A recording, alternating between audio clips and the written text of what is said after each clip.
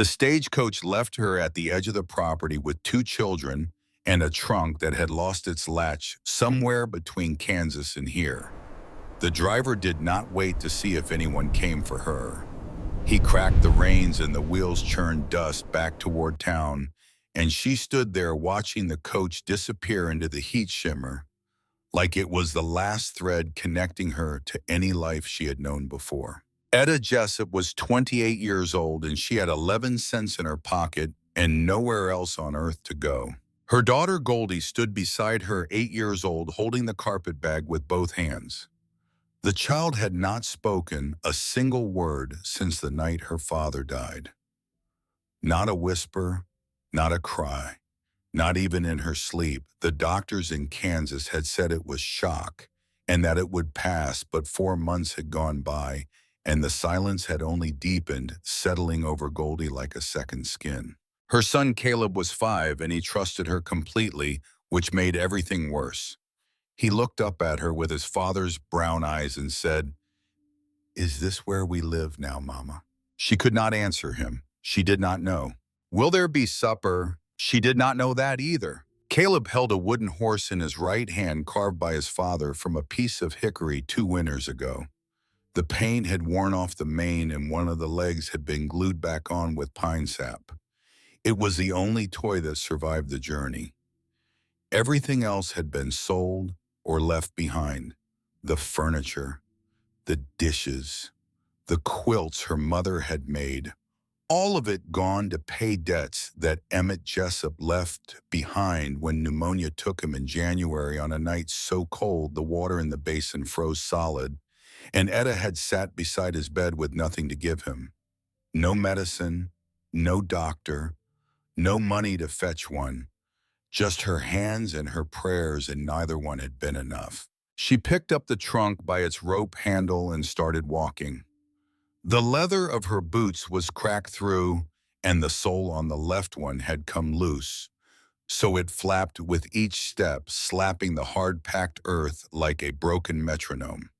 Goldie carried the carpet bag without complaint. Caleb walked beside her, talking to his wooden horse, narrating a journey of his own invention. The ranch house sat a quarter-mile off, low and sprawling against brown grass that ran to the horizon in every direction. Smoke rose thin and gray from a stone chimney. Horses moved in a corral. She could see men working near the barn, small as insects from this distance. No one looked her way. The sun was high and vicious. By the time she reached the porch, her dress was soaked through at the back, and the spots at the edges of her vision were blooming into full darkness. She set the trunk down and steadied herself against the railing and waited for the world to stop tilting. Then she knocked. The man who opened the door was tall and gaunt, with a face like weathered stone-deep lines carved by sun and wind, and something else. Something internal. He looked at her without expression, the way you might look at weather approaching from a distance, assessing whether it would pass or whether it would be trouble. She knew his name because it had been in the letter. Merritt Tyndall, her late husband's cousin twice removed, or perhaps 3 times the connection thin enough that he owed her nothing. Emmett had spoken of him only once near the end, gripping her hand with fingers that had already gone cold. "Find Tyndall," he had whispered. "He owes the family." Etta had written to Merritt from Kansas. 3 lines came back in a hand so rigid it might have been carved rather than written. "Come if you can. I promise nothing. Do not expect much." "I am Etta Jessup," she said, now standing on his porch with sweat running down her neck and her vision still swimming. "I wrote to you about the children." Merritt said nothing for a long moment. His eyes moved to Goldie, to Caleb, who was showing his wooden horse to an invisible audience, then back to Etta. Something moved behind his expression, too quick to name, and then it was gone. He stepped aside and gestured them in. Before Etta could cross the threshold, a voice came from the far end of the porch. "Tyndall, you planning to feed 3 more mouths on what exactly?" She turned. A man stood leaning against the porch post, rolling a cigarette with practiced fingers. He was maybe 40, lean and knotted, all sinew and weathered skin and hard angles. His eyes were pale and they moved over Etta the way a man appraises something he has already decided has no value. Merritt did not turn around. Not your concern, Elam. The man Elam Gantry finished rolling his cigarette and tucked it behind his ear. He looked at Etta one more moment, then spat tobacco juice onto the porch boards an inch from her boot and walked away. Etta watched him go, then she stepped inside. The house was dim and smelled of old coffee and wood ash and the particular staleness of a place where windows are rarely opened. The main room held a table with 4 chairs, a cast-iron stove, shelves lined with tins and flour sacks, a rack of coats and hats by the door. Everything was functional. Nothing was decorative. No curtains, no pictures, no softness of any kind. It was a house that had forgotten what comfort felt like, a place where someone had stopped trying to make it anything more than shelter. "You can have the back room," Merritt said. "It is storage now. I will clear it." She nodded. "Thank you." He looked at the children. Caleb had found a tin cup on the shelf and was examining it with great interest. Goldie stood perfectly still beside her mother, eyes scanning the room the way a small animal scans a new cage. "They will need to stay out of the way," Merritt said. "The men do not have patience for young ones underfoot." "I will see to it." He turned and walked out, letting the door hang open behind him. She stood there with her children in the dim, cool room and felt the weight of it settle over her like a blanket soaked in cold water. This was not kindness. This was obligation measured out in the smallest possible portion. Enough to say he had done his duty. Not a grain more. She had no money, no family, no other door to knock on. If Merritt changed his mind tomorrow, she and her children would be standing on the road with a broken trunk and 11 cents and nowhere on God's earth to go. Goldie tugged her hand and pointed toward the back room. Etta nodded and they went to see what they had been given. The room was small and windowless, packed with crates and barrels and coils of rope and broken tack. It smelled of dust and old leather and mouse droppings. There was no bed, no chair, no window to let in light. Etta set the trunk down and stood there for a moment looking at what her life had become. Then she rolled up her sleeves and started clearing space. By nightfall, she had moved enough crates to fit the 3 of them on blankets spread over the plank floor. Caleb fell asleep almost immediately, his wooden horse clutched to his chest, his breath soft and even. Goldie lay beside him, eyes open, staring at the ceiling with that unreadable expression she had worn since the night Emmett died, when she had stood in the doorway of their bedroom and watched her father struggle for air and had simply stopped speaking, as if words themselves had become dangerous. Etta sat with her back against the wall and listened to the ranch settle around her. Boots on the porch, low voices she could not make out. The clatter of dishes. Someone laughed, a short, hard bark of sound, and then silence. She closed her eyes and pressed her palms against the rough floor and told herself this was enough. A roof, walls, a door she could close, for now it was enough. Sometime in the night, Goldie reached over and took Etta's hand. The child did it without looking, without turning from the ceiling, as if her hand moved on its own. Etta held her daughter's fingers and felt the smallness of them and the surprising strength, and she understood that Goldie was not just enduring this. She was watching, taking measure of the place and the people and the situation with a quiet intelligence that did not require words. Of the 2 children, Caleb was the one who spoke and asked and demanded the world explain itself. Goldie was the one who listened and waited and drew her own conclusions. And in the dark of that windowless room, with her hand in her mother's hand, she had concluded that they were safe enough to sleep. That was something. Etta held on and eventually felt the small fingers go slack as the child drifted off and she stayed awake a while longer, listening to her children breathe two small sounds against the vast silence of the Wyoming night. She woke before dawn and went to the kitchen. The stove was cold and crusted with old grease. She built a fire, found cornmeal in a sack on the shelf, and salt pork in a tin box and lard in a crock by the door. She made enough for everyone.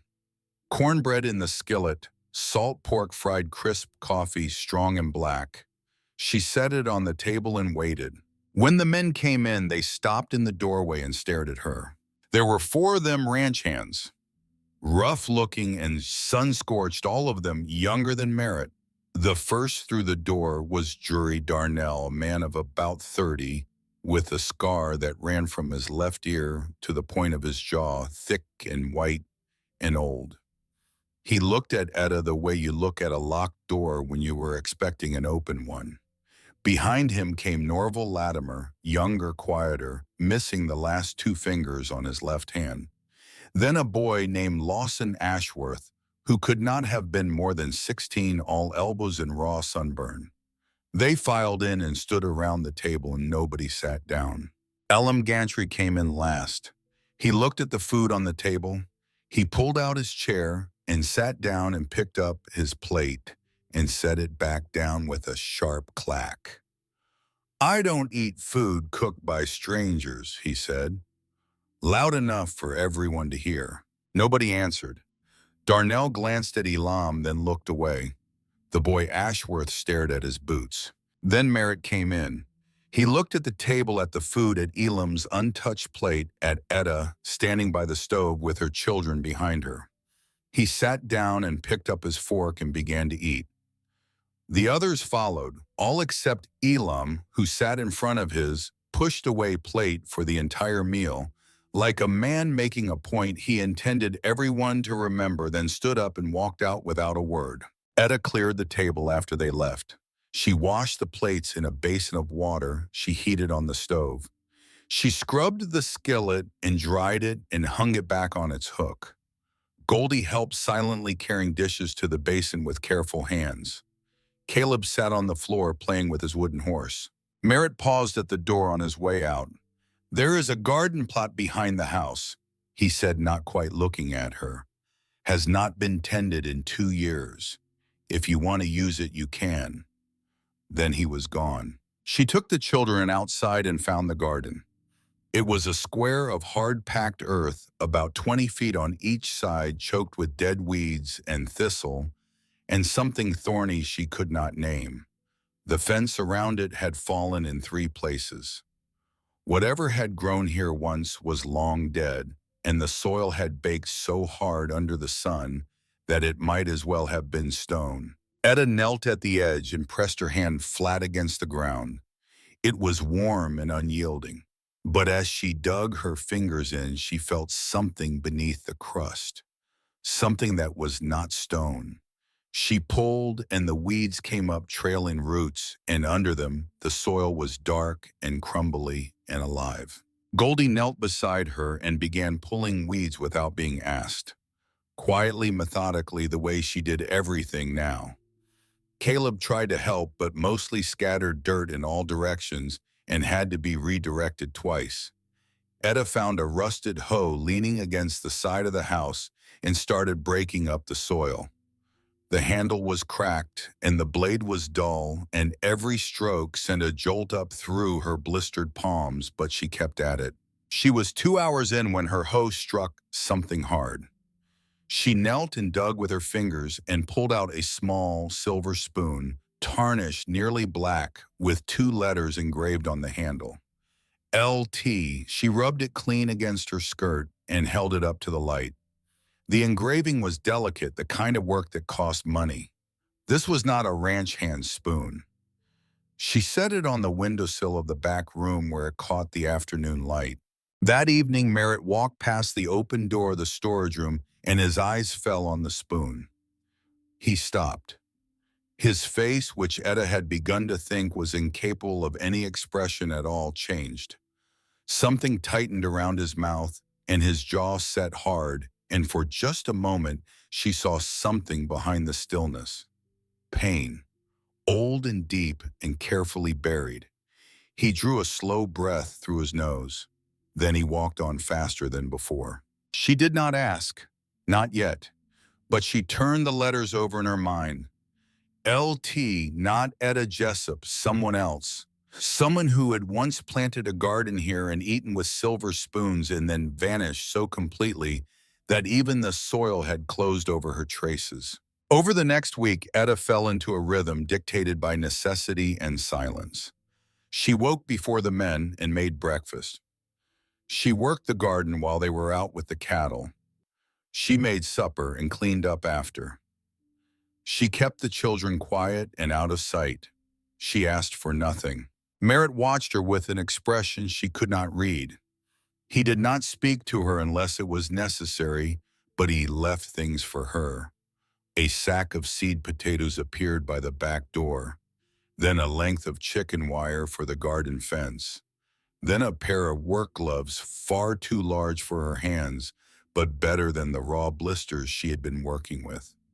He never said anything about these things, and she never thanked him. She understood instinctively that he would not want that whatever compelled him to leave these offerings, it was not generosity and it was not kindness. It was something older and less comfortable, something he himself might not have been able to name. The garden began to show green. She planted everything she had been given and everything she could find. Potatoes, beans, squash. She did not know what would grow in this hard, dry ground, but she planted it anyway because planting was the only prayer she had left. Goldie helped every day, silent and serious, her small fingers careful with the seeds. Caleb played in the dirt beside them and talked to his wooden horse and seemed happy enough, the way 5-year-olds can find happiness in almost anything if they feel safe. Then one morning, Etta walked out to the garden and stopped. A third of the potato rows had been trampled flat. Not by cattle. The boot prints were deliberate, evenly spaced, pressed deep. Someone had walked back and forth through the rows with the specific intention of destroying what she had planted. Goldie stood beside her and looked at the crushed plants, and her hands curled into small fists at her sides. She did not cry. She did not react at all, really. She just stood there with those tight fists and that blank face, and Etta felt something crack inside her chest. She knelt down and began replanting. It took most of the day. She worked on her hands and knees in the sun, separating the crushed plants from the salvageable ones, digging new furrows for the seed potatoes that were still intact, pressing them into the earth with fingers that shook, though not from exertion. Goldie worked beside her, silent and steady. That evening, when all the men had eaten and filed out, Etta stood at the basin washing dishes. Merritt paused at the door, same as always. Etta spoke without turning around, her voice level. Someone trampled the potato rows last night. Boot prints. I replanted them. She heard him stop, heard the silence stretch. She did not accuse anyone. She did not ask for justice or protection. She simply laid the fact on the table the way you lay down a card and let the other player decide what it means. I will talk to them, Merritt said. No need. I just wanted you to know. He stood there a moment longer, then he left. The next morning, Elam Gantry sat down at the table and for the first time ate the food Etta had cooked. He did not thank her. He did not look at her, but he ate. And when he left, he paused on the porch and looked out toward the garden, where the potato rows stood straight and green in the early light, replanted, and already pushing up through the soil as if nothing had happened. After that, the garden was not touched again. The weeks passed and the garden grew, and Etta began to feel for the first time something that was not quite belonging but was no longer exile. She learned the rhythms of the ranch the way a musician learns a new instrument, by listening. She learned that Merritt rode out before dawn and did not return until the light was failing. She learned that Darnell hummed while he worked, low, tuneless sounds that seemed to calm the horses. She learned that Latimer could fix anything mechanical, but could not cook a meal that would not poison a man. She learned that young Ashworth was afraid of thunderstorms, but would never admit it, and that he slept with his boots on because he had once been caught barefoot in a stampede. She learned about Elam too, though he did not mean to teach her. She watched him work and saw that he was the most skilled man on the ranch, the one who could read weather in the color of the sky and predict where a fence would fail before it broke. He had been here longer than anyone. He knew this land the way Etta knew the garden, intimately and without sentiment, and he resented her not because she was useless, but because she was changing the shape of a world he had arranged to his satisfaction. One afternoon, Etta was hanging laundry behind the house when Caleb came running around the corner, tripped on a root, and went sprawling. He hit the ground hard enough to split his lip, and he sat there with blood running down his chin and his eyes wide with shock. But before Etta could reach him, Goldie was there. The girl had been sitting on the porch steps with one of her father's carved animals, and she moved fast and knelt beside her brother and pressed the hem of her dress against his bleeding lip and held it there. Caleb looked at his sister and his face crumbled, and he started to cry, but he did not pull away. Goldie held the cloth steady with one hand, and with the other she reached into her pocket and pulled out Caleb's wooden horse and placed it in his lap. He grabbed it and held on, and his crying slowed and stopped. Etta stood 10 feet away and watched her daughter tend her son and felt something shift inside her chest. Goldie could not speak, but she could hear. She could understand. She could act. Whatever had locked the child's voice away had not touched her heart, and in that moment Etta understood that Goldie's silence was not emptiness, it was waiting. The girl was waiting for something, and when it came, she would speak again. Etta did not know what that something was. She only knew it had not arrived yet. The days shortened, the heat thickened, and then Lawson Ashworth got sick. He woke one morning shaking and drenched in sweat. By afternoon, his skin had gone the color of old ash, and his breathing was shallow and fast, and his eyes could not focus on anything.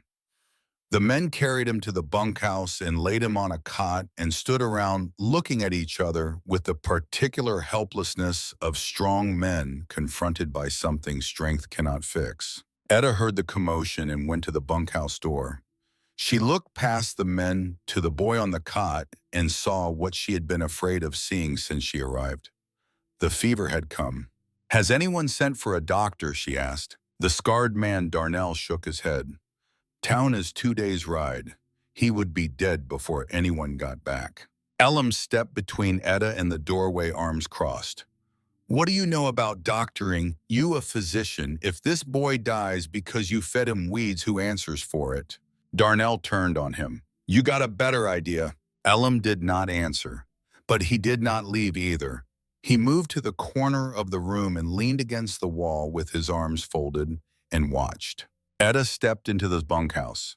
The men parted for her.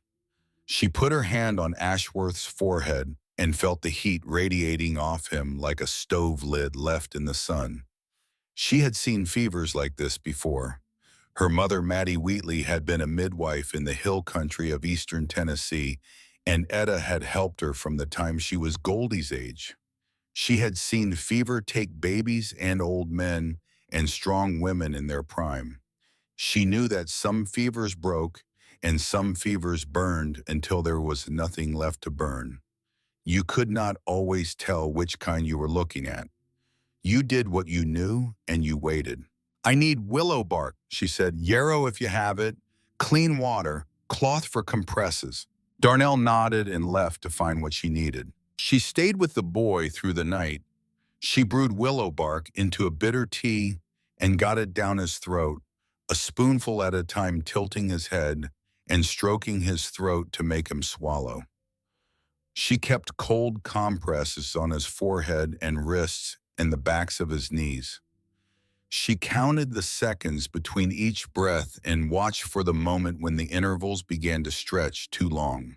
Goldie sat in the corner of the bunkhouse watching everything with those dark, quiet eyes.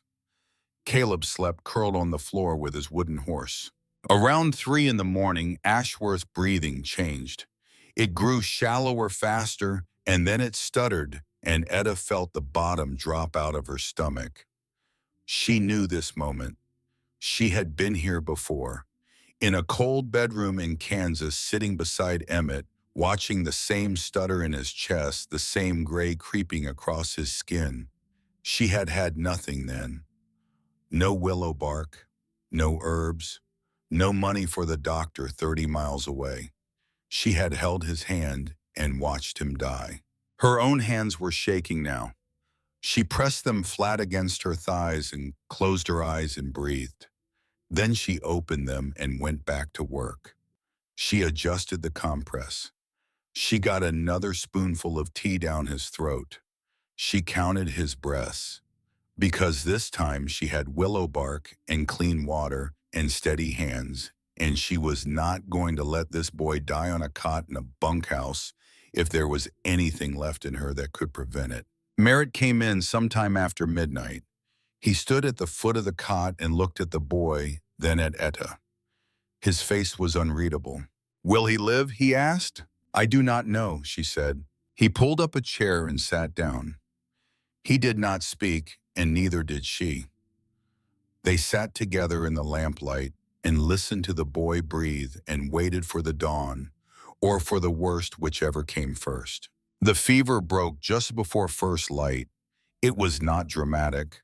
There was no sudden gasp, no moment of crisis and release.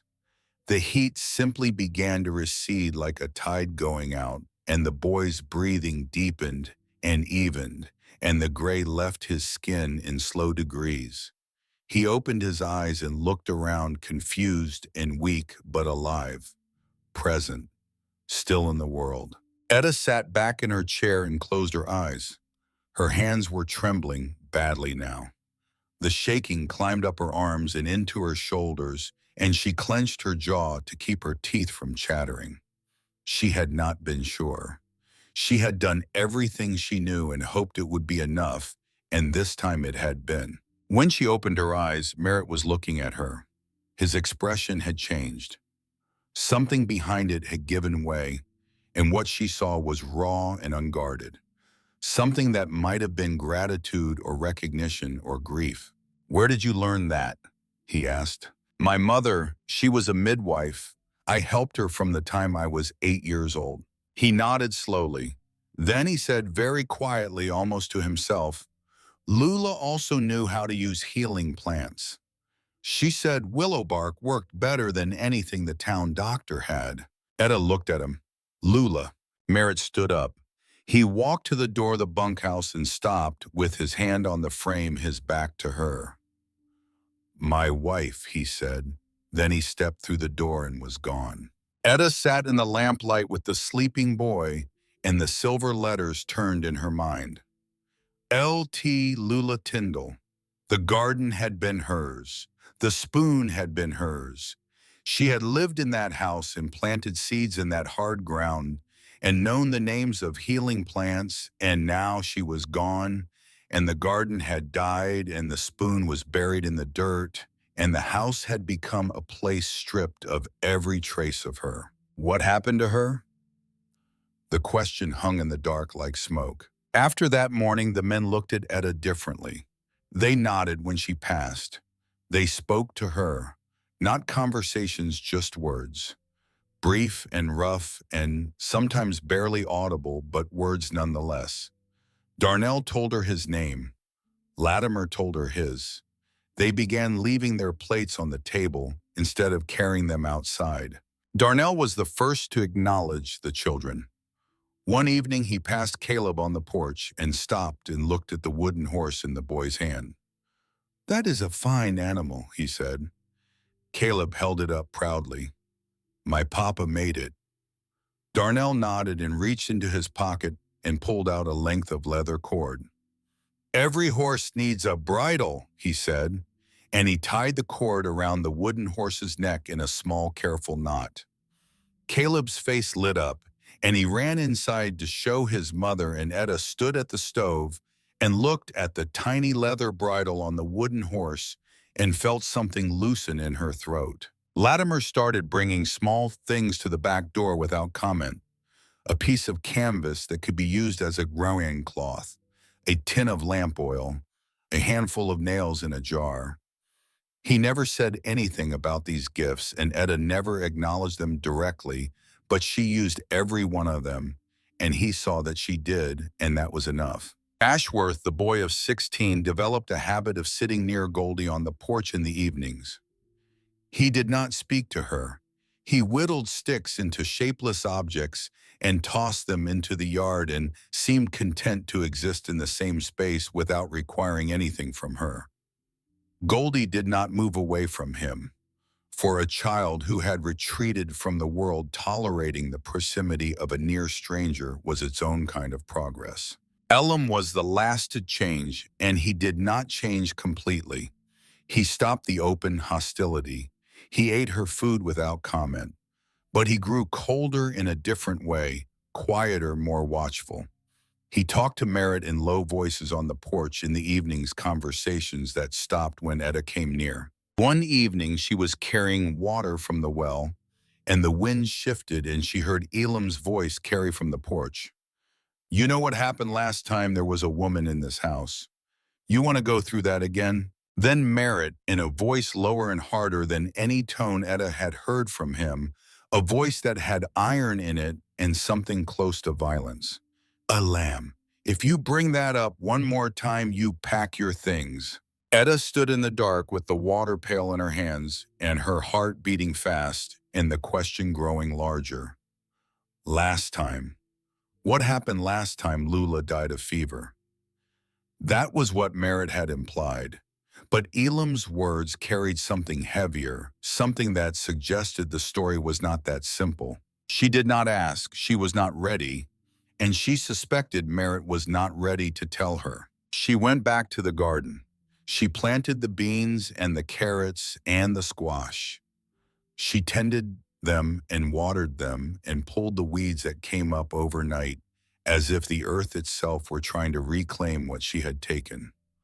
Goldie worked beside her every day, silent and careful, and Etta watched her daughter's hands in the soil and thought about how strange it was that the child who would not speak was the one who understood best what they were doing here. They were planting themselves, pushing roots into hard ground, hoping it would hold.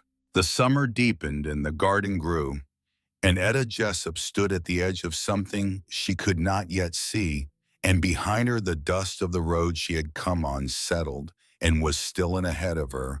The brown grass ran to the horizon under a sky so wide it seemed like it might swallow everything beneath it. She did not know what was coming. She only knew she would meet it standing up. The second fever came for Norval Latimer on a Tuesday in early September, and by Thursday it had spread to 2 more men, and by the following Monday the bunkhouse smelled of sickness and sweat and the sour tang of bodies fighting what they could not see. Etta moved between the cots with her sleeves rolled past her elbows and her hair tied back and the weariness settling into her bones like something permanent. She brewed the tea and got it into them. She changed the compresses every 20 minutes.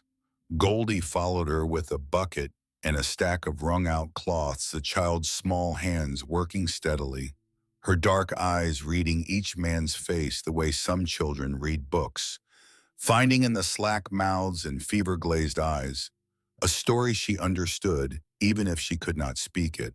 Elam Gantry was the last to fall. He had watched the sickness move through the bunkhouse with contempt, as if fever were a weakness of character rather than biology. He ate his meals and did his work and said nothing about the empty chairs at the table. Then one morning he did not come in for breakfast. Darnell found him in the bunkhouse, curled on his side, shaking so hard the cot rattled against the floor. His skin was the color of candle wax and his shirt was soaked through. Etta came when Darnell told her. She stood in the doorway and looked at Elam on the cot, this man who had spit at her feet and trampled her garden and told Merritt she was a burden. and she walked in and put her hand on his forehead and felt the heat pouring off him worse than any of the others. His fever ran higher and wilder than Ashworth's had.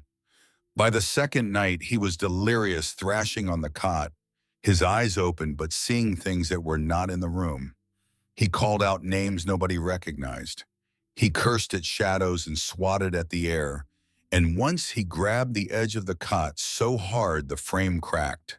Etta sat beside him, pressing a cold cloth to his forehead, and that is when Elam's hand shot out and seized her wrist. His grip was iron, the strength of fever and delirium combined, and his eyes were fixed on her face, but they were not seeing her. They were seeing someone else. "I'm sorry, Lula," he said. His voice was raw and strange, stripped of all the hardness she had come to associate with him. "I didn't know he wouldn't go for the doctor. I didn't know he'd let her die." Etta went still. Her blood went cold despite the heat radiating from Elam's hand. He didn't know he wouldn't he not Merritt, someone else. Someone who had been asked to help Lula Tyndall and had chosen not to. And Elam had been there. Elam had watched it happen, and he had carried the weight of it for 7 years without speaking. His grip loosened, and his hand fell away, and he slid back into the thrashing darkness of fever. Etta sat there with her wrist tingling where he had held it, and the words echoing in the silence. And she understood that the story of Lula Tyndall was not the story she had been told. Not yet. Not entirely. She treated Elam the same as all the others. She spooned tea between his cracked lips and cooled his skin and counted his breaths and did not leave his side until the fever broke 2 days later. When he came back to himself, pale and wasted and blinking at the ceiling, he looked at her for a long moment, and she saw that he did not remember what he had said. Or if he remembered, he had decided to let it die in the space between them. She did not ask. She stored the words in the same place she stored the silver spoon, in the letters LT and the sound of Merritt's voice when he said the word wife. She would wait. She was learning that this land and these people gave up their secrets on their own schedule, and pushing only drove them deeper underground. One night after the last of the sick men had turned the corner, Merritt found Etta asleep in a chair beside Latimer's cot. Her head was tipped back against the wall and her hands were folded in her lap, and she was so deeply unconscious that she did not stir when he entered. He stood in the doorway and looked at her for a long time. Then he crossed the room and lifted her one arm under her knees and one behind her shoulders and carried her to the house. She was lighter than he expected. Lighter than anyone who worked as hard as she did had any right to be. She woke when he set her down on a cot he had brought into the main room. "You need to rest," he said. "There is too much to do. If you collapse, there is no one to do any of it." She wanted to argue, but her body had already surrendered. She was asleep before he left the room. When she woke, it was late morning and someone had covered her with a wool blanket that smelled of cedar.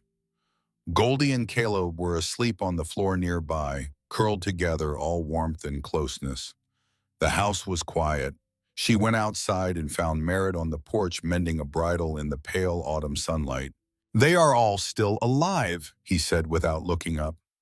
"Darnell is watching them." She nodded and sat down on the step. The air had changed while she was inside the bunkhouse fighting fever. The brutal heat of summer had withdrawn and left behind something cooler, something that carried the faint smell of turning leaves and distant rain. The garden was full and heavy with vegetables ready to harvest, the green rose vivid against the brown land. "You saved them," Merritt said. "I did what I could." It was more than anyone else could have done.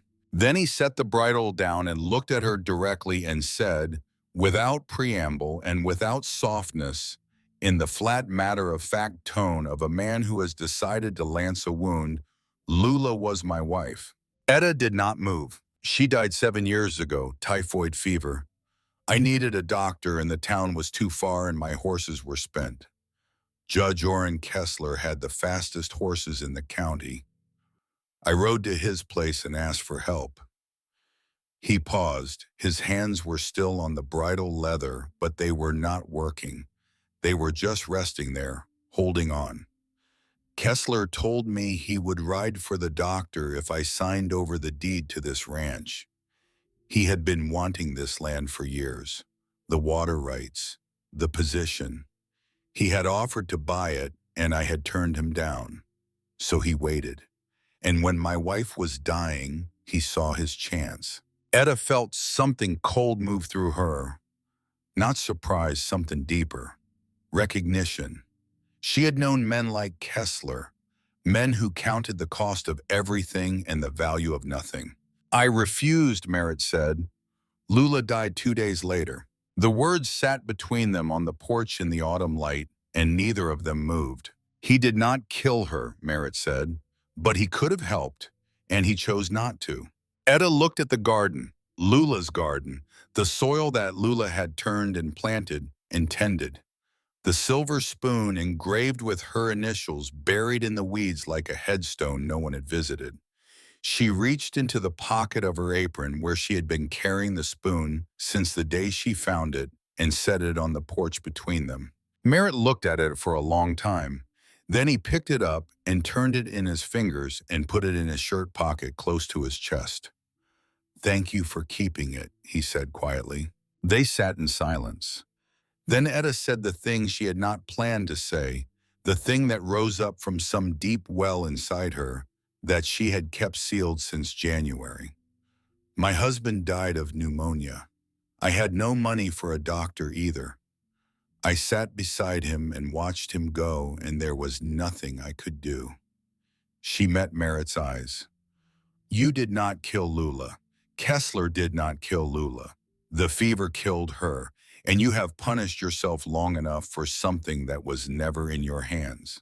Merritt did not speak, but something changed in the way he held his shoulders, a release so slight that anyone who was not watching carefully would have missed it. For 7 years, he had carried the belief that Lula's death was a debt he owed, a price he had paid for refusing to give up his land. No one had ever told him otherwise. No one had been close enough to say it. Etta reached over and took the spoon from his pocket and placed it on the windowsill of the main room where the morning light would catch it. "She should be remembered here," Etta said, "not buried." He watched her do it and said nothing. But when she turned back to him, his eyes were wet, and he looked away quickly toward the barn, toward the hills, toward anything that was not her face. Then the first snow came, and there was no more time for grief. It arrived in late October, early and vicious, and it caught everyone off guard. Etta woke to a world gone white and silent, the cold pushing through the walls, in the window frames, and every crack in the old boards. She built up the fire and made coffee and tried to calculate how much food they had and how long it might need to last. Merritt came in, stamping snow from his boots, his face set. "We need to bring the cattle down from the upper pasture. If we do not move them now, we lose half the herd." "How many men?" "All of them." He looked at her. "Can you manage here?" "Yes." Before he left, he handed her a folded piece of paper. "If something happens, take this to Minta Holloway at the general store in town. She will help." Then he was gone, riding out into the white with every man he had. That night, after the children were asleep, Etta unfolded the paper. It was written in Merritt's rigid hand. It authorized Etta Jessup to make all decisions regarding the Tyndall Ranch and its assets in the event that Merritt Tyndall did not return. He had signed it and dated it, and he had written her name in full and something about seeing her own name in his handwriting on a piece of paper that said she mattered, that she had standing, that someone had looked at her and decided she was worth trusting with everything he had built, that broke something loose inside her that she had been holding tight since Kansas. She folded the paper and put it inside her dress against her ribs, and she did not cry because crying was a luxury she could not afford. But she sat by the fire for a long time and let the warmth soak into her and thought about a man who could not say what he felt, but who wrote it down and folded it and placed it in her hands like it was nothing. They were gone 3 days. Etta kept the fire going and rationed the food and tried to keep the children warm. Goldie stayed close to the stove, wrapped in every blanket Etta could find. Caleb asked when the men were coming back, and she told him soon, though she did not know. On the first night alone, she heard coyotes in the distance, and the sound made her reach for the rifle Merritt kept above the door. She had never fired a rifle in her life. She took it down and checked it the way she had watched Merritt check it, running her fingers along the barrel, opening the breech. It was loaded. She leaned it against the wall beside her cot and slept with one hand resting on the stock. On the second day, one of the horses in the corral broke through a weak section of fence and wandered into the yard. Etta went out in the cold and caught it by the halter and led it back and repaired the fence with chicken wire and a piece of rope, her fingers clumsy and numb. It was ugly work, nothing a ranch hand would be proud of, but it held. When she came back inside, Goldie had stacked more wood by the stove, and Caleb had swept the floor. They were learning. They were all learning. On the second night, Caleb crawled into Etta's cot and pressed his face against her shoulder. "Mama," he said, "if the men do not come back, will we stay here?" "The men will come back," she said. "But if they do not," she held him tighter, "then we will stay anyway. This is our home now." It was the first time she had said the word home. It came out before she could weigh it or measure it or decide whether it was true. And once it was out, she realized that it was. On the third day, a blizzard descended on the ranch with the sudden fury of something personal. The wind came howling from the north, and the snow fell so thick and fast that the barn vanished, and then the fence, and then even the ground 2 feet from the porch. Etta stuffed rags around the door and the windows and fed the fire everything she could find. The wood went fast, too fast. That night, she heard a sound outside, something that might have been a voice or might have been the wind trying to imitate one. She opened the door and the storm nearly ripped it from the hinges. Through the white blindness, she saw shapes, men, horses, dark forms struggling through snow that was already knee-deep and falling so fast it seemed to be pouring from a torn skin. She held the door open and braced herself against the frame, and they came in one by one, ice crusted in their beards, their hands so cold and stiff they could not work their own buttons. Darnell first, half carrying Ashworth, who was limping badly. Then Elam's snow caked in his eyebrows, saying nothing. Merritt came last, and he was not alone. He was dragging Latimer through the snow on a saddle blanket, the younger man half conscious and bleeding from a cut above his eye. Latimer had fallen from his horse in the storm, and Merritt had gone back for him alone. Darnell told her later, while they were warming their hands by the fire and the wind screamed outside, "We told him not to go back. Could not see a thing out there. Not a foot in front of you. He went anyway. Took him 20 minutes to find Latimer. By the time he got back, we thought we had lost them both." Etta looked across the room at Merritt, who was sitting on the floor with his back against the wall, and his eyes closed, and his hands shaking so badly that the coffee she had given him was sloshing over the rim. She went to him and knelt down and wrapped her hands around his and held him steady. "Sit down," she said. "I need to see to the horse. The horse can wait. Sit down." He looked at her. His face was gray with cold and exhaustion and something else. The particular hollowness of a man who has just done something brave and is only now realizing how close it came to being something fatal. Then he did as she said. She held his hands until the shaking stopped. It took a long time. They stayed inside for 2 days while the blizzard raged. The house was crowded with 7 adults and 2 children, the air thick with wet wool and wood smoke, and the sound of too many people breathing in too small a space. Etta cooked everything she could think of to stretch the food. Soup from the last of the salt pork and beans, cornbread in the Dutch oven. She rationed the coffee and boiled snow for drinking water when the barrel ran dry. The men played cards and told stories and tried not to think about the cattle freezing in the pastures they had worked so hard to reach. Merritt sat near the fire and said little, but his eyes followed Etta as she moved through the room, and when she finally sat down to rest, it was Merritt who brought her coffee without being asked. On the third day the storm broke. The men went out to count the cost. When Merritt came back, his face told the story before his mouth did. We lost 20 head, maybe more. We'll not know until the snow melts. That night at supper, Elam set down his fork and said in the same flat, challenging tone he had used months ago, 20 head, plus the taxes we cannot pay, plus 3 extra people to feed. He looked directly at Etta. How much is enough, Merritt? The room went silent. Darnell lowered his eyes. Ashworth stared at his plate. Etta stood by the stove with her back straight and her face still and her hands folded together because if she did not fold them, they would shake and she would not give Elam the satisfaction. Merritt spoke quietly, but the quiet had an edge that could draw blood. Elam, if you have something to say about how I run this place, you say it to me, not at this table. Elam held Merritt's gaze for 3 heartbeats. Then he pushed back his chair and walked out.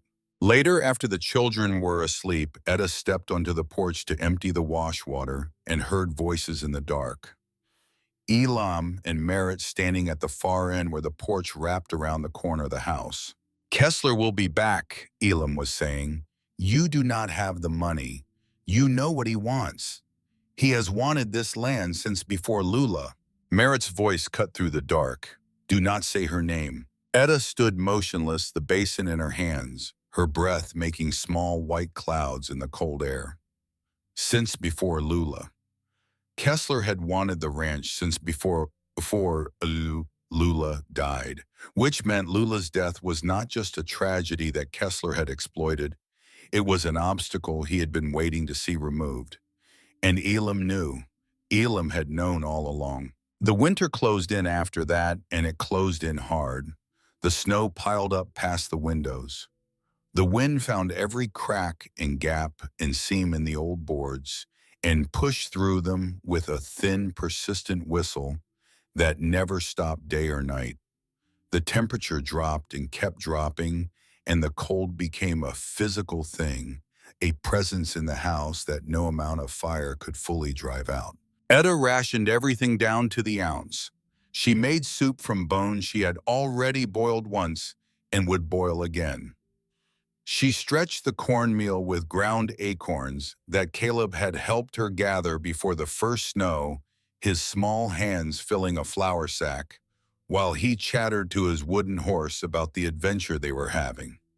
She brewed pine needle tea when the coffee ran out and sweetened it with the last scraping of honey from a jar she found in the back of the pantry. The men grew thin and quiet. The work did not stop because the cold came. Fences broke under the weight of ice. The barn roof began to sag and they shored it up with beams pulled from an abandoned shed a quarter-mile out. Everything took longer in the cold. Everything cost more effort, and the food kept dwindling.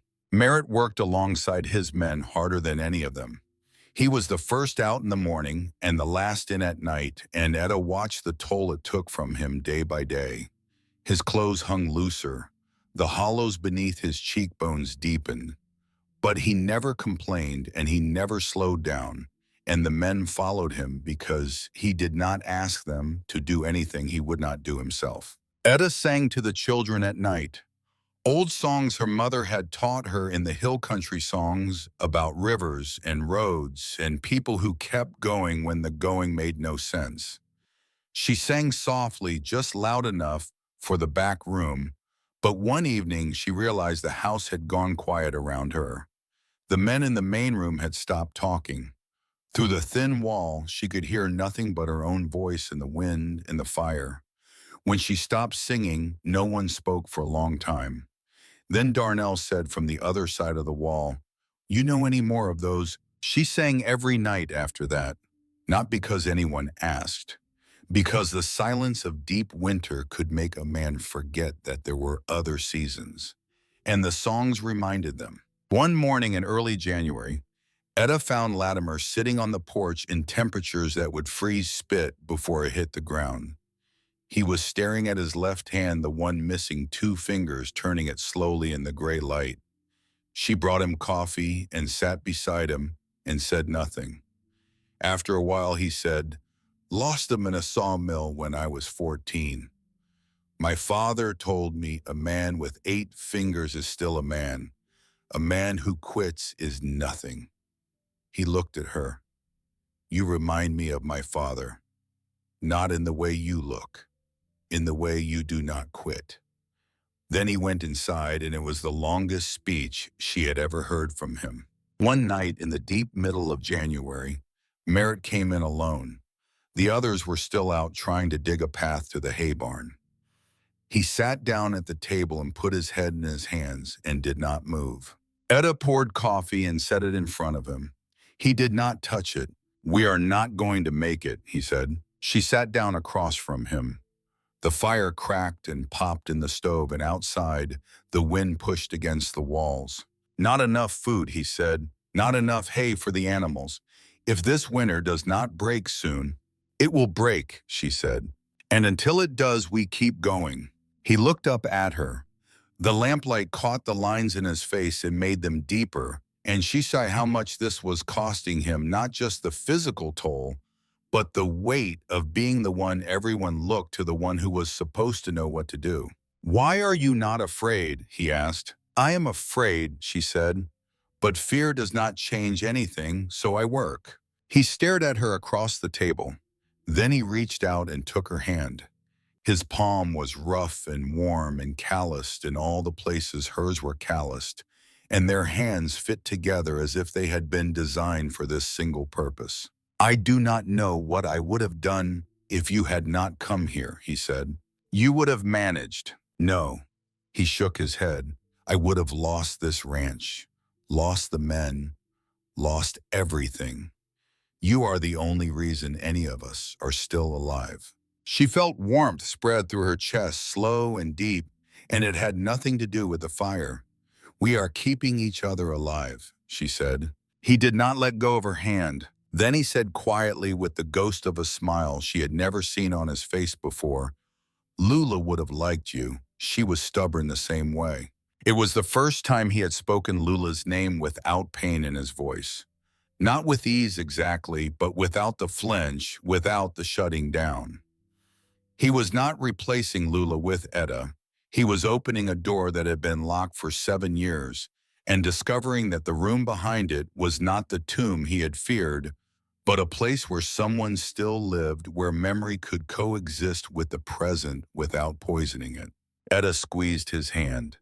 "We are keeping each other alive," she said again, and this time it meant something different, something larger. Something neither of them was quite ready to say out loud. In February, the worst storm of the winter rolled in. It lasted 5 days. The men could not leave the house. They ran out of firewood on the 3rd day, and Merritt started breaking up furniture, feeding the table to the stove, piece by piece, then a chair, then the shelf by the door. Etta made the last pot of beans stretch 3 days by adding water and whatever scraps she could find. She gave her portions to the children and told them she had already eaten.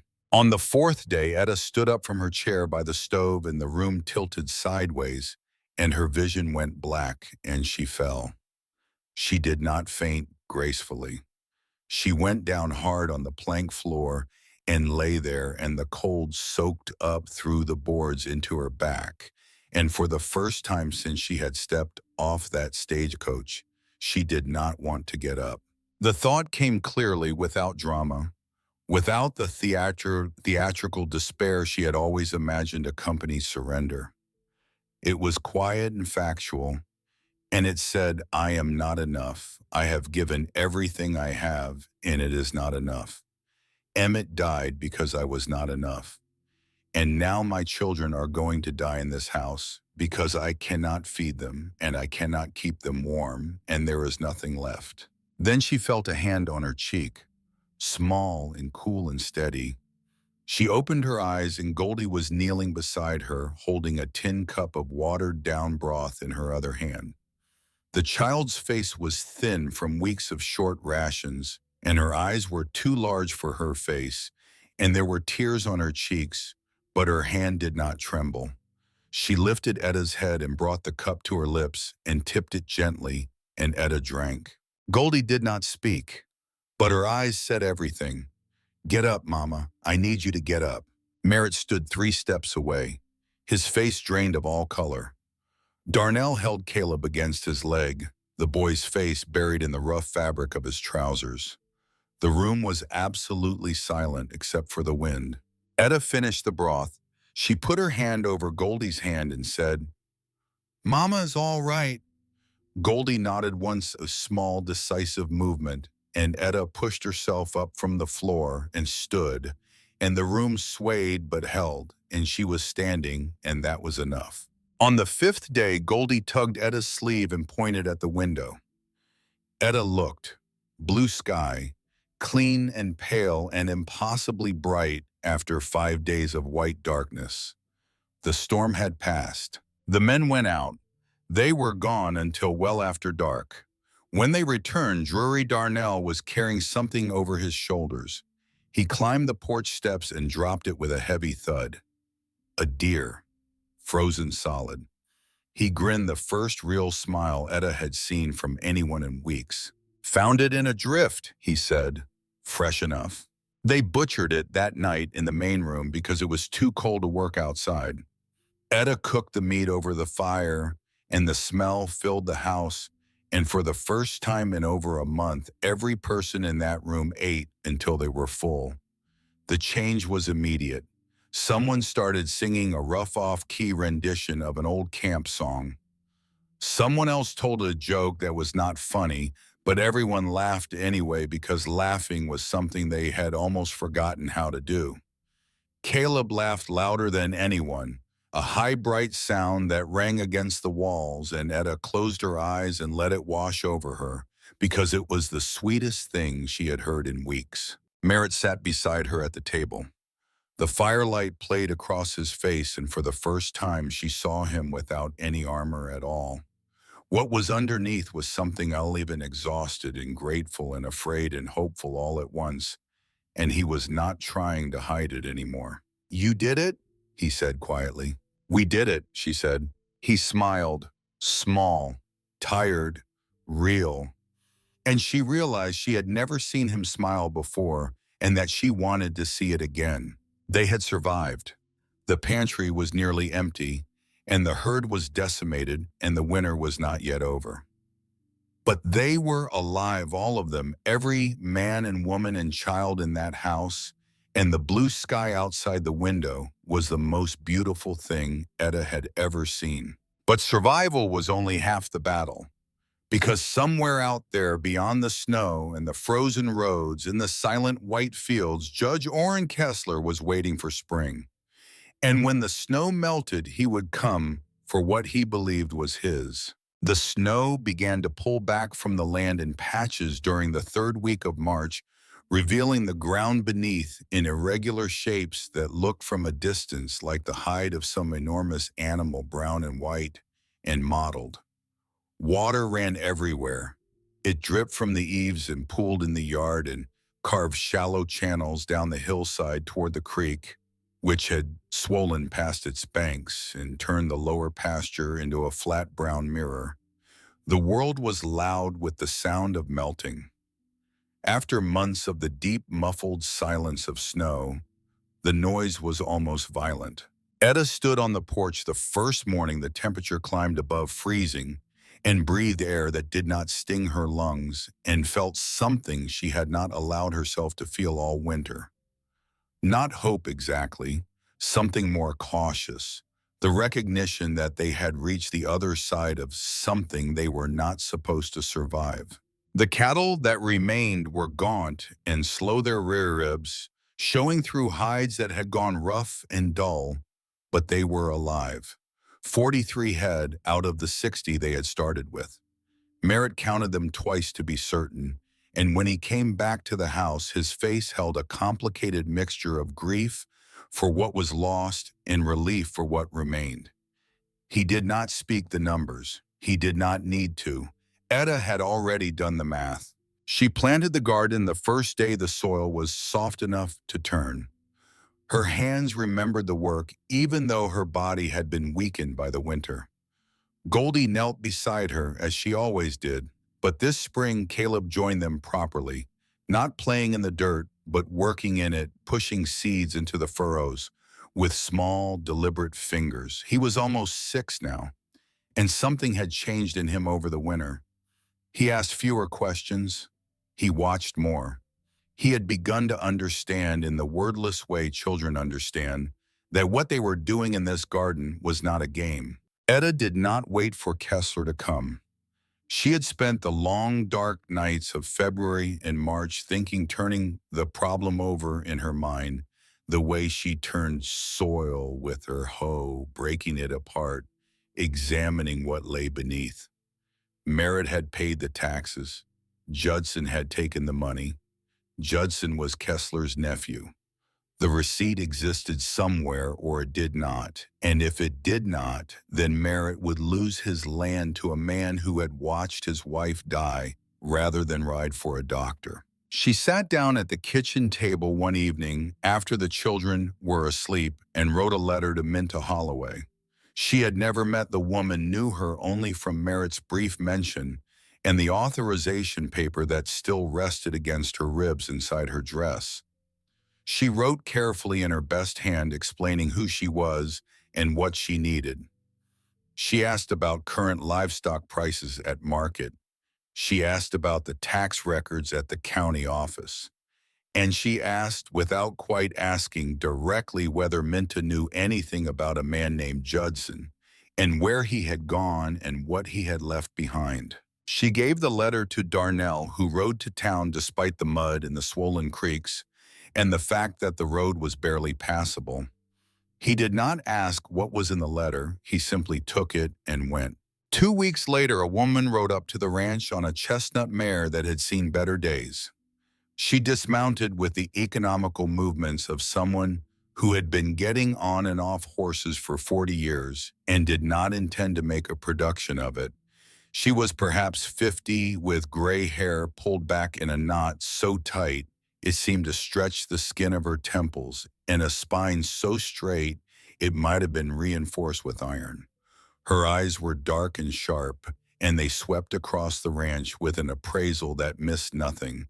Not the sagging fence, not the thin cattle, not the 2 children playing near the garden, not the woman standing on the porch, wiping her hands on her apron. "You are the one who wrote me the letter," Minta Holloway said. It was not a question. "I am. You write well for a ranch hand's wife." "I am not a ranch hand's wife." Minta looked at her for a moment, then almost smiled. "No," she said, "I suppose you are not." They sat at the kitchen table, and Minta laid out what she had brought. She was a practical woman, and she did not waste time on pleasantries. She had gone through the records Judson left behind when he abandoned the county tax office and fled to Colorado in the middle of the night 6 months earlier. Among the scattered papers and empty whiskey bottles and unpaid personal debts, Minta had found a receipt ledger. And in that ledger, on a page dated 14 months prior, was an entry for one Merritt Tyndall payment received in full for 3 years back, taxes signed in Judson's own hand. Etta held the ledger page and read it twice and set it down on the table and pressed her palms flat against the wood. "Judson was Kessler's nephew," Minta said. "Everyone in town knows that. Nobody says it because Kessler is the judge, and people who cross him tend to find their lives becoming inconvenient." "Why are you helping us?" Minta's mouth thinned. Because Orrin Kessler raised the rent on my store building 3 times in 2 years. Because he holds paper on half the businesses in town, and he squeezes when it suits him, and he smiles while he does it. Because I am tired of watching that man take what does not belong to him. She paused. And because you had the sense to write a letter instead of sitting here waiting to be rescued. Then Minta leaned forward and her voice dropped. I will tell you something else. I keep the original ledger page in my safe at the store. This copy is yours. If this goes wrong and Kessler retaliates, I will deny everything. I have a business to protect, and I will not burn it down for anyone. You understand. I understand. Good. Minta stood up and looked around the kitchen. She saw the silver spoon on the windowsill where the morning light caught it, and her expression softened for just a moment. I knew Lula, she said. She used to come into the store. She was the only person in this county who could make Merritt Tyndall laugh. She looked at Etta. He has not laughed since she died, but I hear he smiles now. That is something. She left the same way she had arrived, efficiently and without ceremony, riding her chestnut mare down the muddy track toward town. Etta watched her go, and then she took the ledger copy and folded it into quarters and placed it inside the family Bible on the shelf, the only book in the house, and therefore the last place anyone would think to search and the first place she would remember to look. That evening, she showed Merritt the receipt. He held it in both hands and read it 3 times, and when he looked up, his eyes were bright and his jaw was set in a way she had not seen before, not the rigid clenching of a man holding back pain, but the hard set of a man who has been given a weapon after years of fighting, barehanded. I told you I paid, he said. I know you did. He set the paper down. Kessler has been planning in this since before Lula died. He wanted this land then. He wants it now. The taxes were just his latest way in. Etta nodded. Then she told him what she had not told him before. She told him what Elam had said in his delirium. The exact words. I did not know he would not go for the doctor.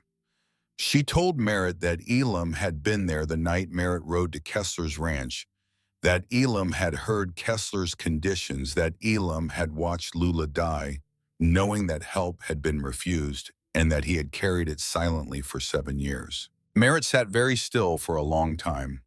The fire hissed in the stove. Outside, the last light of the day was fading from orange to violet along the western horizon. Send Elam in, he said. Elam came in the way he did everything, without hurry and without apology.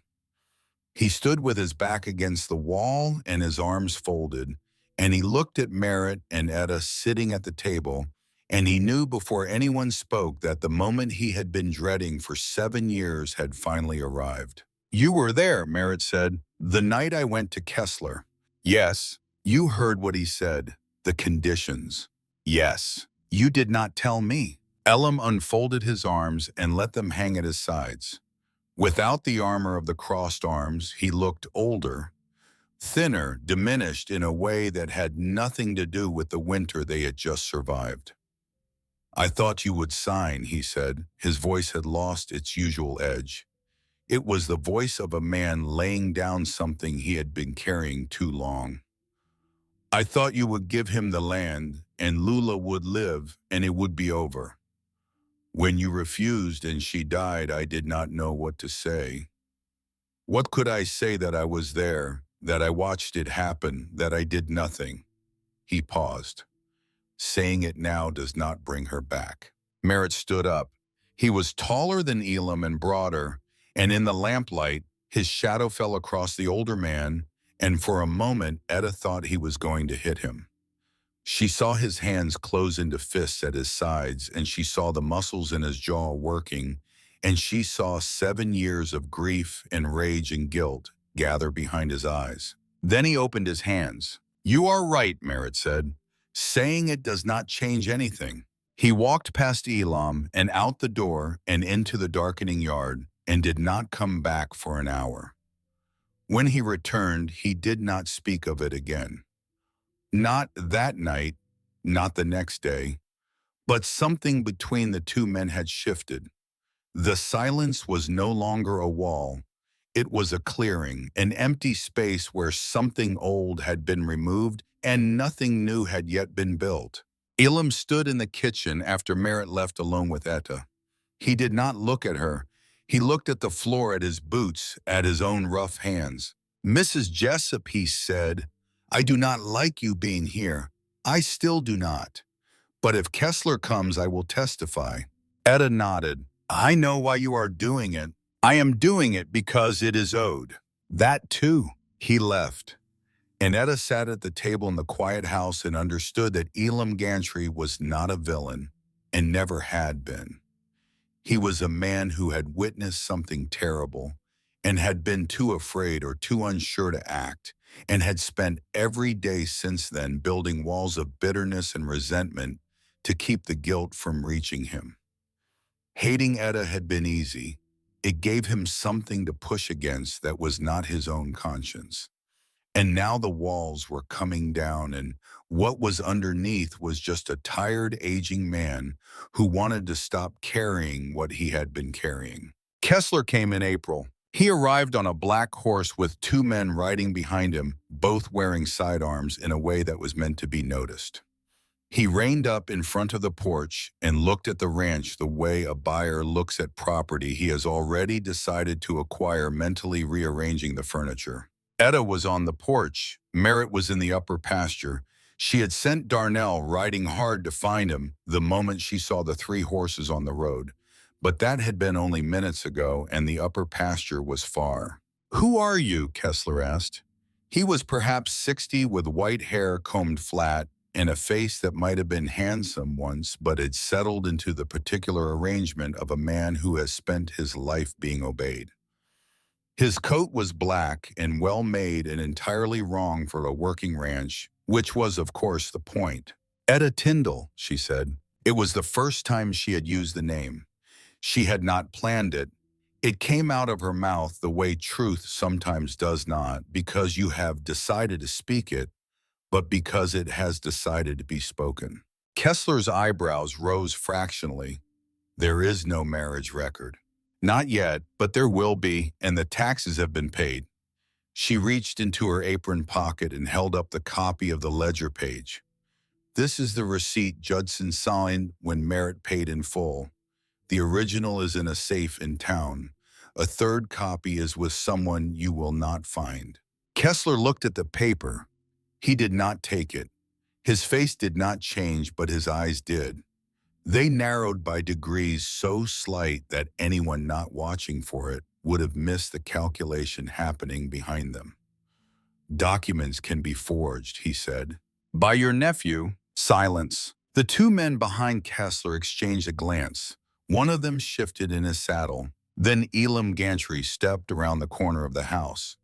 Etta did not know how long he had been there, whether he had seen the riders coming and positioned himself, or whether he had simply been nearby and heard the voices and made a decision.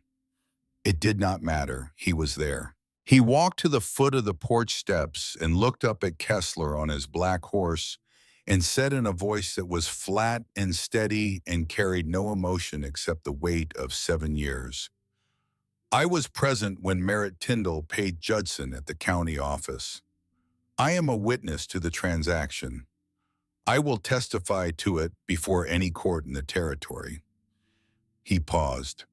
"And I was also present the night Tyndall came to your house and asked you to ride for a doctor for his dying wife, and you refused unless he signed over his land. I will testify to that as well." The clearing in front of the porch went absolutely silent. Even the wind seemed to pause. Kessler sat on his horse and looked at Elam, and the calculation behind his eyes ran through every possible outcome and found none that favored him. A forged receipt was arguable, a living witness was not. And the story about Lula, if it reached the wrong ears, would destroy whatever remained of his reputation in the county. He gathered his reins. "This is not finished," he said. But everyone standing in that yard, including Kessler himself, knew that it was. He turned his horse and rode back down the track with his two men following, and Etta watched them until they were small, dark shapes on the brown road, and then until they were nothing at all. Then she let out a breath she had been holding since the moment she saw them on the horizon. Merritt rode in 10 minutes later, too late, his horse lathered and blowing. He swung down and took the porch steps two at a time and looked at Etta and then at Elam, who was still standing in the yard. "What happened?" "Kessler came for the land. I showed him the receipt. Elam backed it up." Merritt looked at Elam. Elam looked back. Neither man spoke for a long time. Then Merritt nodded. It was a single, slow dip of his head, heavy with everything that could not be said and did not need to be. Not forgiveness, not yet, maybe not ever, but acknowledgement, recognition that a debt had been partially repaid in the only currency available. Elam turned and walked toward the bunkhouse. He paused once and spoke without turning around. "I did not do it for her," he said, meaning Etta. "I know," Etta said. He kept walking. That summer, the garden came back with a ferocity that startled even Etta. The beans climbed their poles so fast she had to add new ones every week. The squash spread across the ground in broad green fans. The potatoes came up thick and healthy, the rows straight and even, every one of them a small act of defiance against the boot prints that had tried to destroy them a year ago. She canned and dried and stored everything the root cellar and pantry could hold, working from dawn until the light failed her hands, brown and rough and strong. The men treated her with an unspoken respect that needed no words. They called her Miss Etta, and they meant it as something more than a name. When Lawson Ashworth got kicked by a horse and opened a gash in his thigh that went nearly to the bone, Etta stitched it closed with a needle and thread she had boiled in the kettle, and Ashworth sat still through the whole thing, gripping the edge of the chair with both hands, and when it was done, he looked at her and said, "Thank you, ma'am," with a sincerity that made her turn away so he would not see her face. Merritt courted her the way he did everything quietly and with his hands. He brought wildflowers from the high pasture, purple and yellow blooms she did not know the names of, and left them in a drawer on the kitchen table without comment. He fixed the latch on the trunk that had broken between Kansas and Wyoming, the same trunk she had dragged up the road that first day, and when she opened it and found the latch working smooth and silent, she stood there for a moment running her fingers over the repair and thinking about the kind of man who notices a broken latch on a woman's trunk and fixes it without being asked and without mentioning it. He taught Caleb to ride on a gentle bay mare named Penny, walking beside them around the corral, one hand on the reins and one hand ready to catch the boy if he fell. Caleb fell 3 times, and each time Merritt picked him up and set him back in the saddle and said, "Again."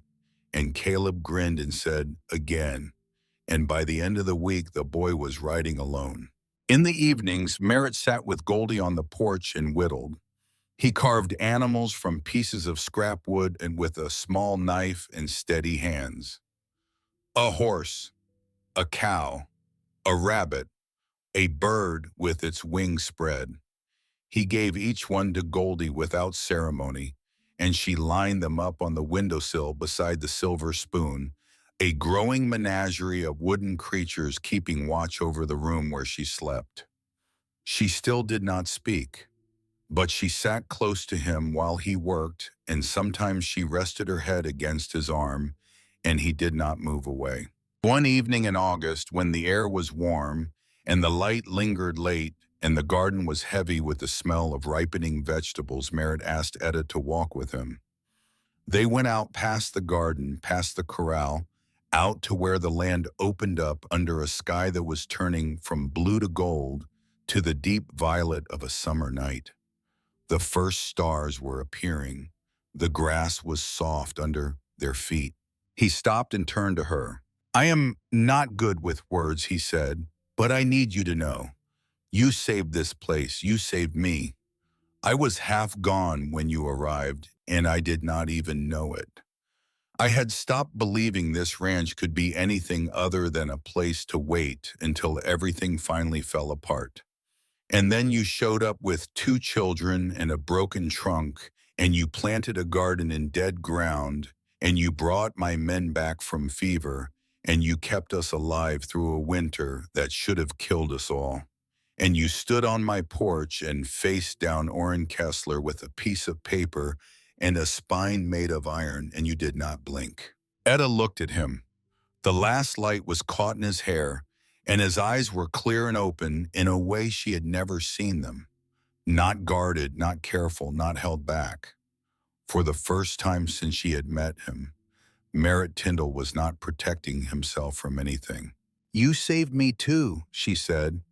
You gave us a home when we had nothing. You gave my children a roof and food, and a man who teaches my son to ride and carves animals for my daughter. You went back into a blizzard for one of your men when anyone else would have let him go. That is not nothing, Merritt. That is everything. He took both her hands in his. I want this to be permanent, he said. I want you to be my wife. I want to raise those children as my own. I want to build something here that lasts. She looked at him in the last light and said, What about Lula?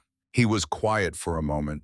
Then the corner of his mouth lifted, and he said, Lula would have knocked on my door 6 months ago and told me I was a fool for waiting this long. Etta laughed. It came out of her before she could stop it. A real laugh, full and warm and unguarded, the first time she had laughed that way since before Emmett got sick, since before Kansas, since before all of it.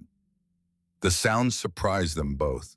Yes, she said. He kissed her there under the first stars, carefully, gently, the way a man handles something he has waited a long time to hold. She put her hands on his face and felt the rough skin and the warmth beneath it. And she kissed him back, and the land spread out around them in every direction, dark and wide and patient, and the stars came on one by one above them. They were married in September by a circuit preacher who came through once a season, a thin man with kind eyes and a Bible held together with twine. The ceremony was held on the porch because it was the only place large enough for everyone to stand. The men lined up in their cleanest shirts, which were not very clean, and Darnell produced a fiddle from somewhere in the bunkhouse, an instrument no one had known he possessed, and he played something slow and sweet that made the evening feel like it belonged in a different, gentler world. Goldie wore a dress Etta had sewn from fabric Merritt bought in town on a trip that had taken him 3 days round trip, and that he had refused to explain until he came back with the cloth folded in brown paper and handed it to Etta without a word. Caleb carried the rings on a pillow he had stuffed himself with prairie grass, and he walked so slowly and so seriously up the porch steps that Etta had to press her lips together to keep from crying before the ceremony even started. Minta Holloway rode out from town for the occasion. She brought a gift wrapped in cloth, a set of silver-plated flatware, small and not expensive, but polished until it shone. Every house needs at least one beautiful thing, she said, and she looked at the wooden animals on the windowsill, and the silver spoon, and the wildflowers in the jar on the table, and the two children standing beside their mother, and she nodded once as if confirming something she had suspected. Elam stood at the far edge of the group, apart from the others, but present. When Merritt kissed Etta, Darnell whistled and Latimer clapped, and young Ashworth let out a whoop that startled the horses in the corral. Elam did not whistle or clap or whoop. He nodded one time, and it was enough. That night, after the men had gone to the bunkhouse and the children were asleep and the house was quiet, Etta and Merritt sat together on the porch in the dark and listened to the land settle around them. Crickets sang in the grass. A horse stamped and blew in the corral. The air smelled of cut hay and wood smoke, and the faintest hint of the autumn that was coming. "This is a good place," Etta said. "It is now," Merritt said. The winter that followed was mild. The snows came late and melted early. The pantry stayed full. The cattle put on weight. Merritt hired 2 new hands in the spring with money from the sale of a dozen steers at market, and Etta fed them all without complaint and without ceremony, because feeding people was what she did, and she was good at it, and the table that Merritt had rebuilt from new lumber was large enough now for everyone. Then on a morning in late April, when the garden was freshly planted and the air was soft with the smell of turned earth and new grass, Goldie was kneeling beside Etta in the garden, pressing seeds into the soil with her careful fingers. Etta was showing her how deep to plant the beans, holding up 2 fingers to indicate the depth, when Goldie lifted her head and looked at the fence. A robin was sitting on the top rail. It was small and brown with a bright red breast, and it hopped along the fence post and tilted its head and looked at them with one black eye. Goldie pointed. "Mama, look." 2 words, spoken aloud, in a voice that was rusty from 2 years of silence and small and uncertain, as if the child were testing whether the air could still carry her words, whether speaking was still something that worked, whether the world would accept her voice back into it. Etta dropped the seeds. They scattered across the soil and she did not notice. She pulled her daughter into her arms and held her so tightly that Goldie squirmed, and Etta loosened her grip, but did not let go, and the tears came hard and fast, and she could not stop them, and she did not try. Merritt came running from the barn. He had heard Etta crying, and the sound had brought him at a dead sprint, his face white with alarm, his boots pounding the hard-packed earth. He came around the corner of the house and stopped. Etta was kneeling in the garden with Goldie in her arms, both of them crying now. Goldie's small shoulders shaking, and Etta looked up at him through her tears and smiled, and she did not need to explain. He saw the robin on the fence. He saw Goldie's mouth forming words she had not spoken in 2 years. He saw everything. He walked to them and knelt down in the dirt beside them and put his arms around them both and held them. Caleb came running from the porch where he had been playing with his wooden horse, which was now missing a second leg, and he threw himself into the pile of arms and legs in tears and said, "What happened?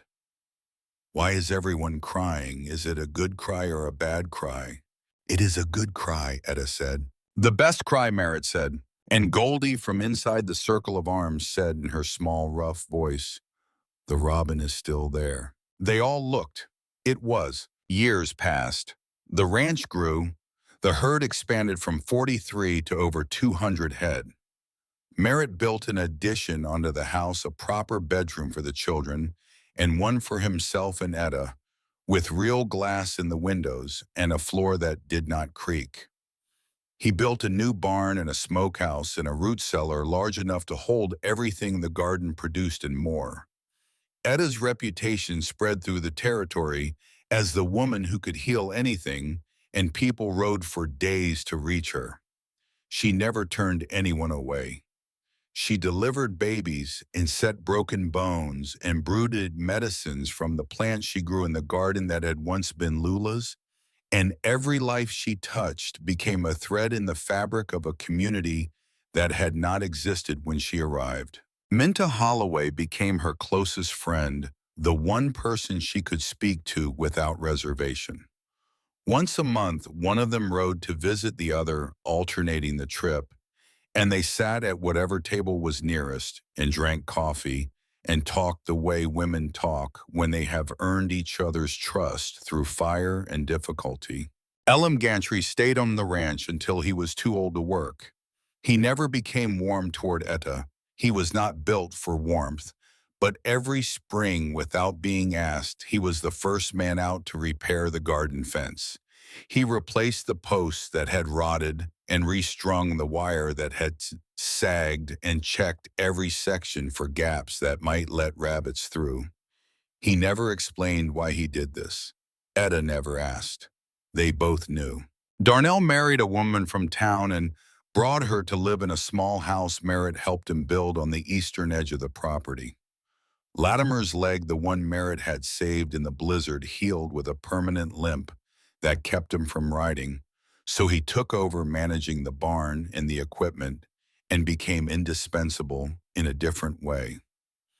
Young Lawson Ashworth grew into a tall, capable man with a scar on his thigh where Etta had stitched him and a habit of bringing her wildflowers that he said he picked for no reason, but that everyone knew he picked because she had once sat up all night and kept him alive. Goldie spoke more each day, first single words, then sentences. Then gradually the full voice of a young woman emerged, clear and thoughtful, and carrying an intelligence that reminded Merritt of Lula in ways he never mentioned, but Etta sometimes caught him noticing. Goldie became her mother's assistant in the healing work, learning the plants and the preparations and the quiet art of sitting with someone in pain and making them feel less alone. Caleb grew tall and strong and learned the ranch the way his father might have if his father had lived. He rode with Merritt every day, learned to read the land and the weather and the cattle, and by the time he was 14, he could manage a herd as well as any of the hired men. He still had the wooden horse his father had carved, both legs missing now, and the paint completely gone, and he kept it on the shelf beside his bed. On an evening in late summer, many years after the stagecoach had left a woman and two children at the edge of a dusty road, Etta stood in the garden. The light was golden and the air was warm, and the rows of vegetables stretched out before her, green and heavy and abundant. She could hear Caleb's voice from the corral calling instructions to a new hand. She could hear Merritt in the barn, the steady rhythm of a hammer driving nails. Somewhere beyond the fence, Goldie was laughing, a sound that still made Etta close her eyes every time she heard it, not because it was rare anymore, but because she remembered when it was. Merritt came up behind her and put his arms around her waist. He smelled of sawdust and horses and the particular warmth of a man who has spent his day doing work that matters. "Do you ever regret it?" he asked. "Coming here." She leaned back against his chest and looked out over the land. This hard, unforgiving, honest land that had nearly killed them all and that had given them everything. The garden that had grown from dead ground. The house that had grown from silence. The family that had grown from two strangers standing on a porch in the summer heat, one of them with nothing to offer and the other with nothing left to lose. "Not for a single day," she said. The sun went down over the western hills and the sky turned red and then purple and then the deep clear blue of a Wyoming night, and the stars came out the way they always did, one by one, and then all at once filling the darkness with the light that was old and constant and would be there long after everything beneath it had changed. The ranch settled into the sounds of evening, a horse blowing in the corral, a door closing, the creak of the porch under someone's weight. Etta stayed in the garden until the first stars appeared. Then she went inside where the lamp was lit and the table was set and her family was waiting.